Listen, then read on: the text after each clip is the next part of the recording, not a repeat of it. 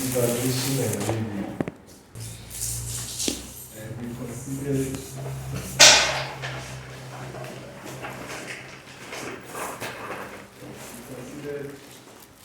opening balances.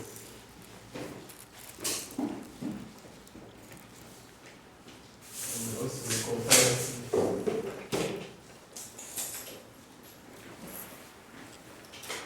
Yes. Then we also considered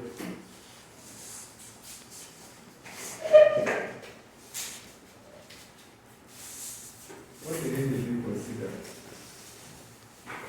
We considered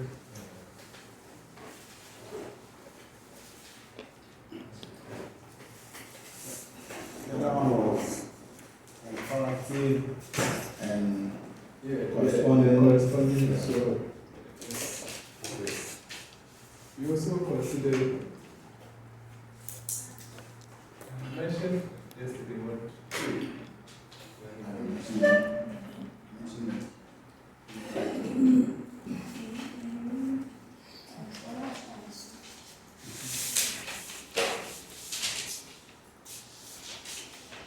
so we considered opening balances, we considered comparative financial statement, corresponding figures.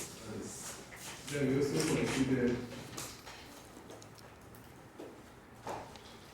remind me. We considered the last topic we considered.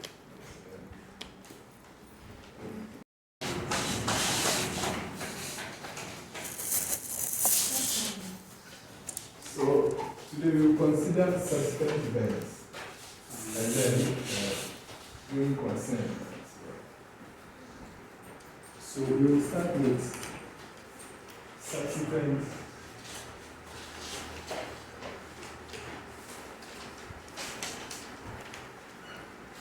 events. Subsequent event is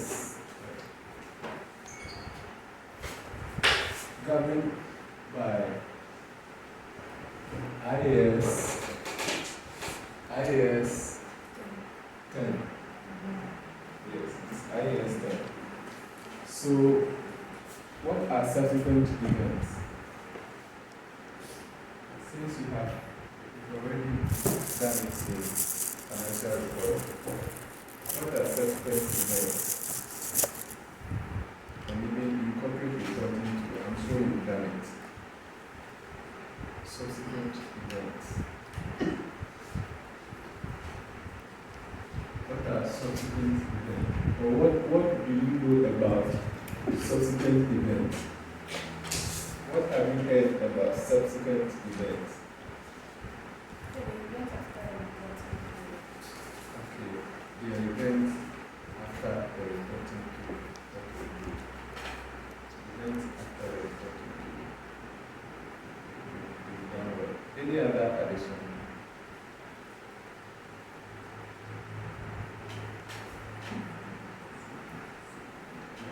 So, in the course of the audit, after the audit has been completed, after you've done your field work and about to even issue the audit report, there are some events that may happen. And these events may be favorable or unfavorable. And those events may have impact on the financial statements, even though they are events that had happened after our audit. It has been happening after the audit, after you've done the audit. Then later on, you discover that so this issue was there and I didn't see it. Then you may have to either adjust it or you may have to disclose it by way of notes in the financial statement. So that is basically what we call subsequent events. Subsequent events give rise to adjusting and non-adjusting events.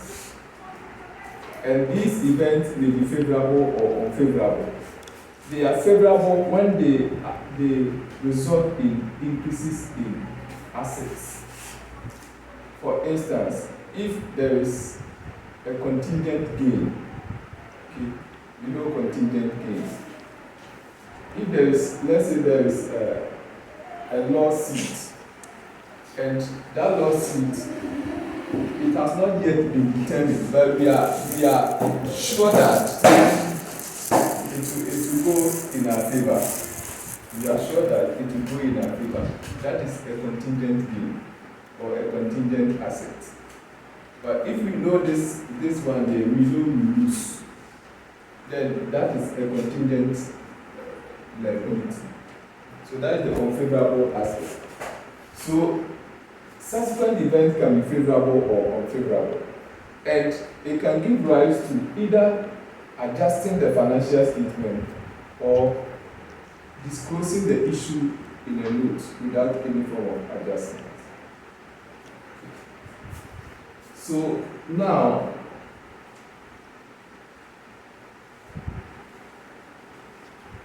it says that subsequent events include events occurring between the period end and the date of the audit report, and fact discovered after the date of the audit report. So, after the audit has been completed, and before you even issue the audit report, some issue may occur. And after you have also issued the audit report, there might be issues that may be discovered later. All these are subsequent events, which means that they all arose after the audit.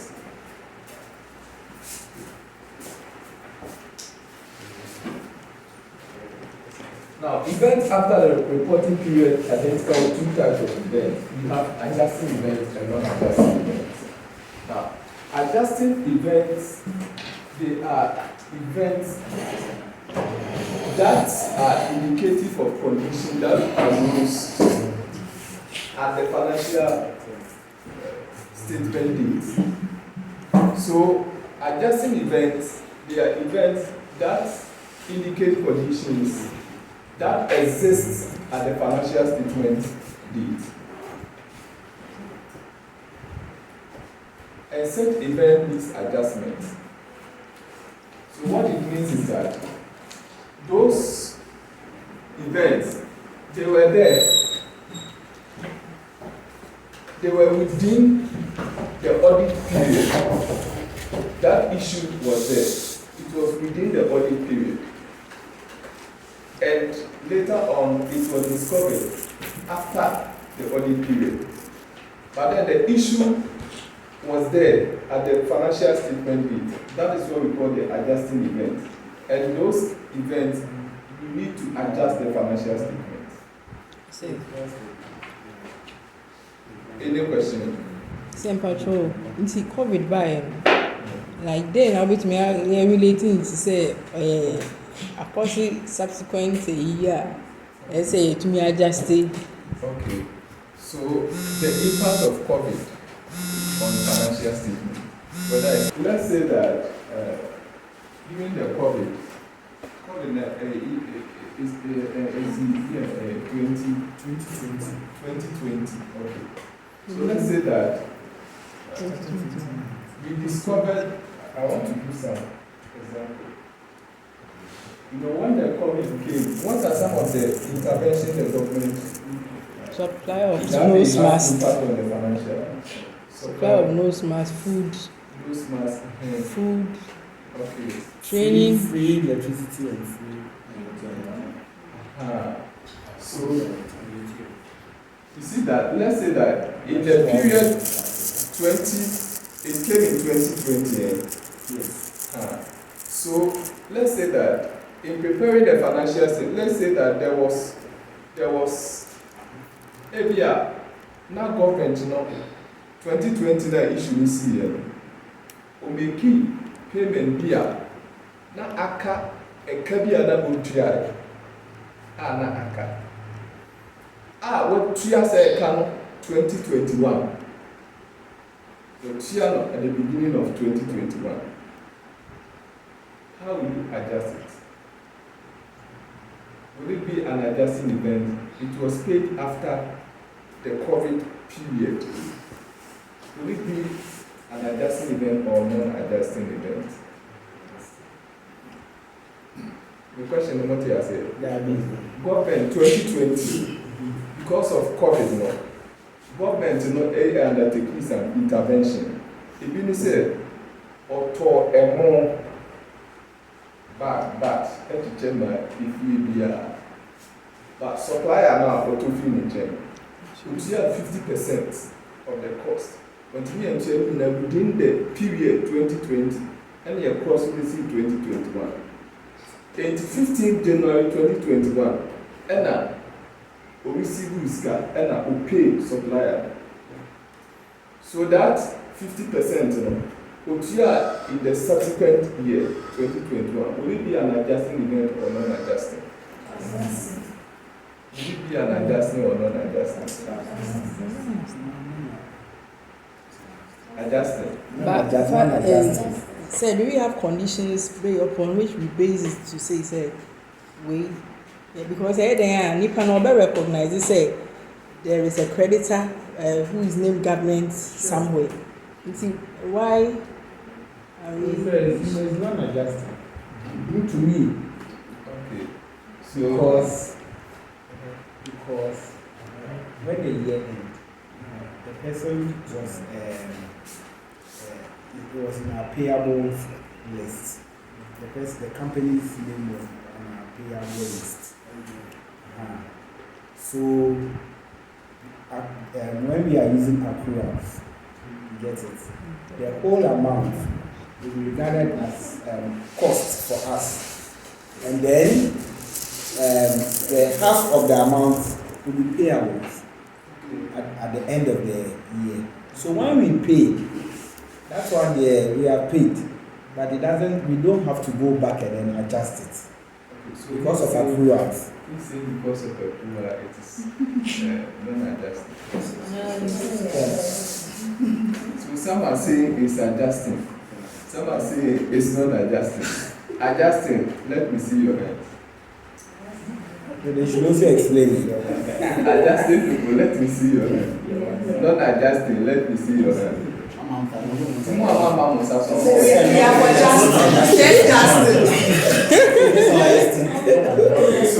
So this is the issue. You see, what the example I just gave.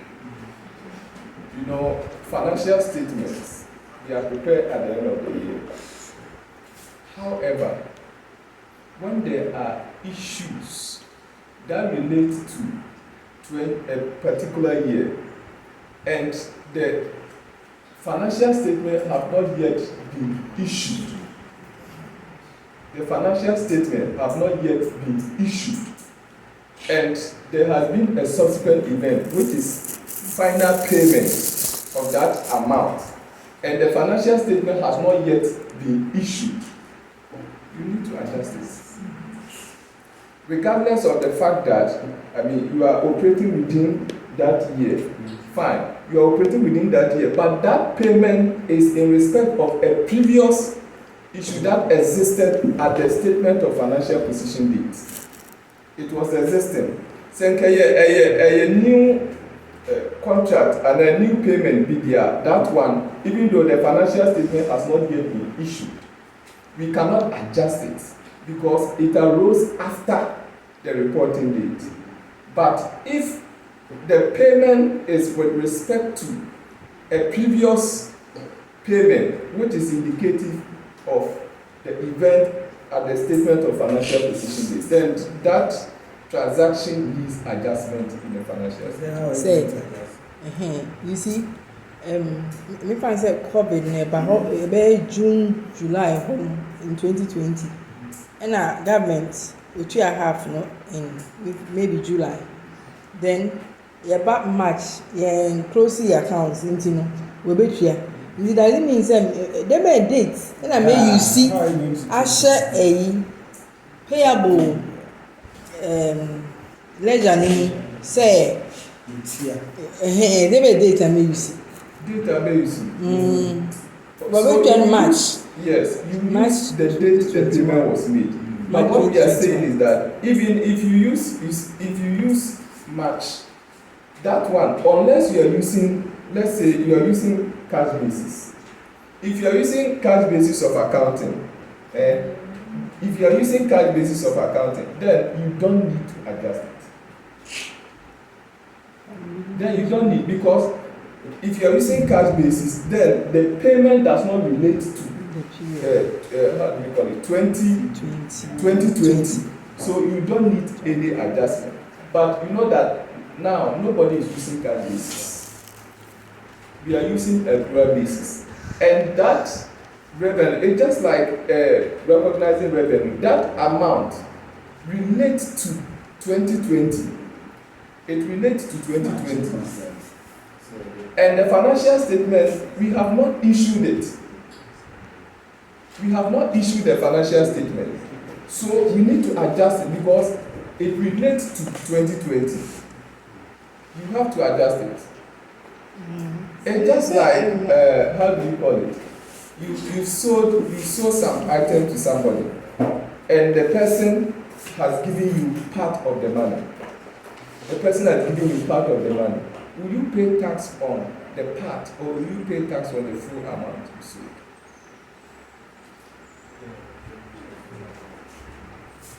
Do you understand the question? Yes. You sold some items, and you sold some item 50,000, and the person paid 30,000, remaining 20,000. Will you pay tax on what you have received or what you have earned? You have received. Yes. GRA will not allow you that what you receive, you have received 20,000. Yes. So because we are using accrual basis, GRA they are not interested in cash basis.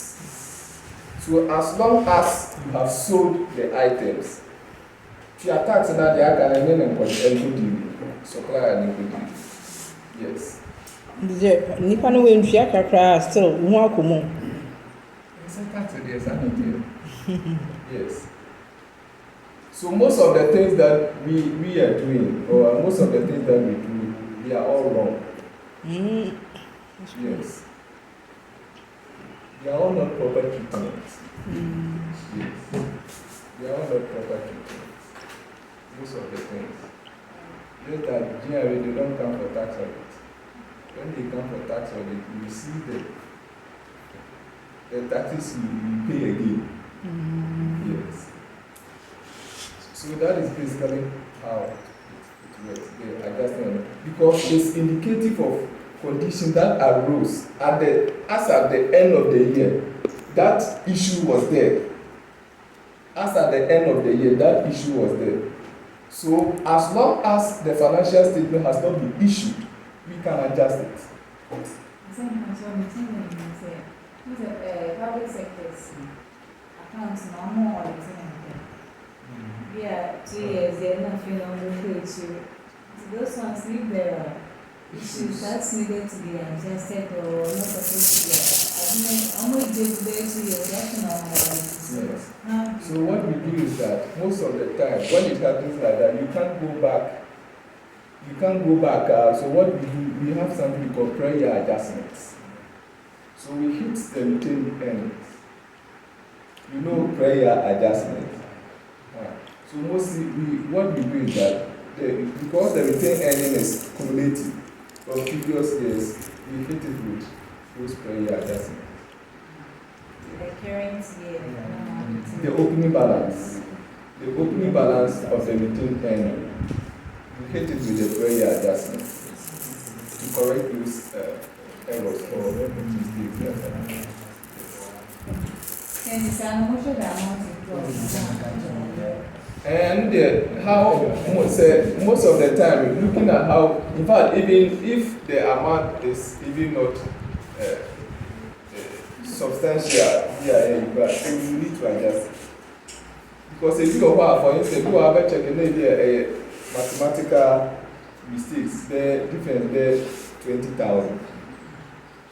you need to adjust it in the opening balance of the retained earnings.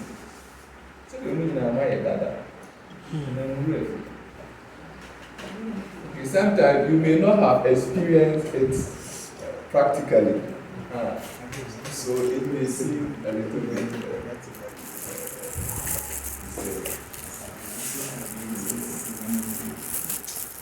So let's today we need to complete a lot of things. So adjusting event, they provide evidence of conditions that arose or that existed at the end of the reporting period. Example, trade receivable at period end is uncollectible. For instance, you have some outstanding or you have some receivable at the end of the financial statement. There was a past question of this 2017. It said that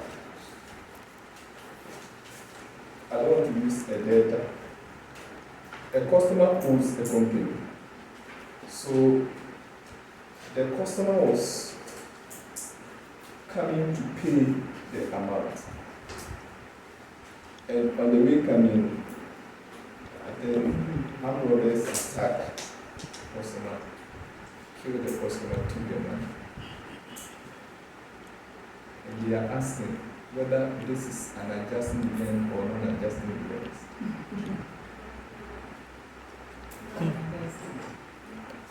The customer owed the company at the end of the reporting period. And early the following year, the customer wanted to come and pay, settle the amount. On the way coming, I was attacking. And will this be an adjusting event or non-adjusting event? Will it be an adjusting event or non-adjusting event? Adjusting events. Mom, this is our question. It's just like what I said. It's just like what I was saying. The issue was existing at the end of the reporting period. That is why it's captured in the financial statement as receivable. It means that that issue was existing as at the end of the financial statement because it's captured in the financial statement. So it's adjusted. Yes, so this event is an adjusting event. You have to write it off. You have to write it because there is no way you can't afford this kind of thing. So you have to credit receivable with that amount. I cannot put it in off and you write it off. So you credit receivable and you debit what? You debit what? What will be the double entry for that? We are counting here. What will be the double entry for that? If you are adjusting it in your financial statement, what will be the double entry for that? If you are writing the receivable off, what will be the double entry?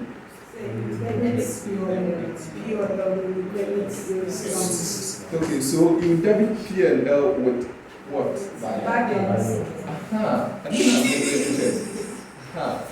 So you debit your P&L with the bad debt, and then you credit receivable to write it off from the books. So you need to adjust it. So that is the adjusting event. Someone say adjust. Yes, please. Okay, so let's move on to non-adjusting events. Now, non-adjusting events are events that are indicative of conditions that arose after the reporting period. They are events that are indicative of conditions that arose after the reporting period.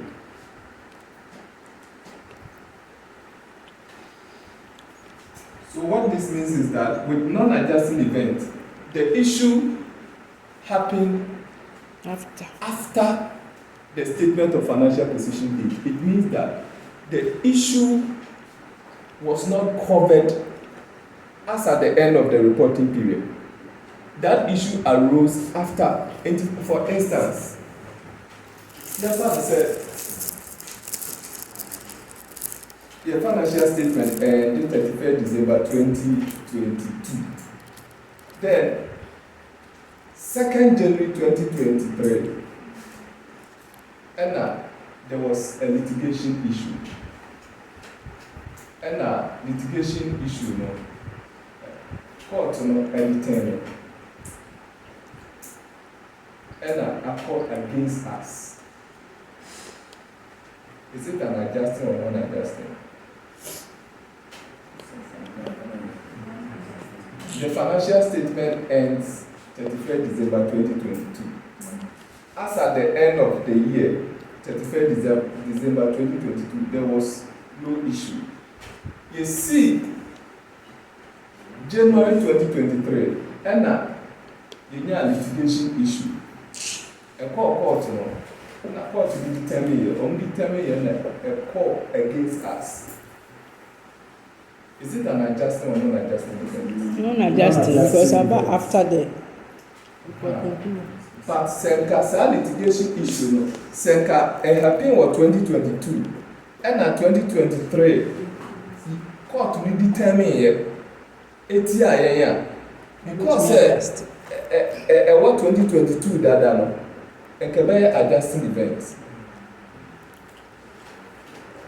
But because not any hope, a fresh case I will see for 2023, and I determine, so you can't adjust it. So in that situation, you can only adjust it in 2023 financial statements. But you have to disclose it in a note. If you have not yet issued a financial statement, you disclose in a note in 2022. Then you adjust in 2023. The American, what you say? And I am when you. So what I'm saying is that issue happened in 2022, it happened in 2023. So you can adjust it in 2022. But what you do is that you disclose it in a note. So in 2022 financial statement, you disclose in a note. And in 2021 disclosing in a note said there was an issue in 2023. And my pay claim of this related to 2023, but Obifa will say 2023 more financial kasi na more better. But continue adjust to 2022 because issue no related to 2022 related to 2023. But you need to disclose in a note in 2022 financial statement if you have not yet issued the financial statement. But adjustment cannot be done in 2022. So non-adjusting events, they are disclosed by way of notes to the financial statement. The event will ever happen after the reporting period. Any relationship with 2020, the previous financial statement, they are disclosed in a note. You don't adjust it. It's a non-adjusting event.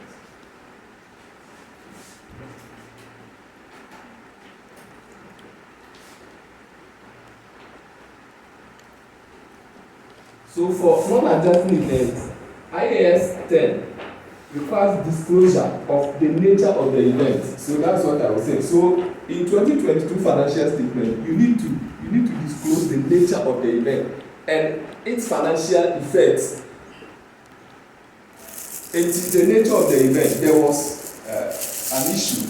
You know that financial statement most of the time you may issue be over 3 months later and 4 months, and I usually see January. So in 2022 financial statement, you need to disclose in the note the nature of that event and its financial impact in 2023 financial statements. You have to disclose it by way of note in the financial statement. We mo yenye enti de ye kan ama aye wani so bebre. But that is the correct treatment. Let's move on to now With IAS 10, events after the reporting period, there are 3 main stages. 1.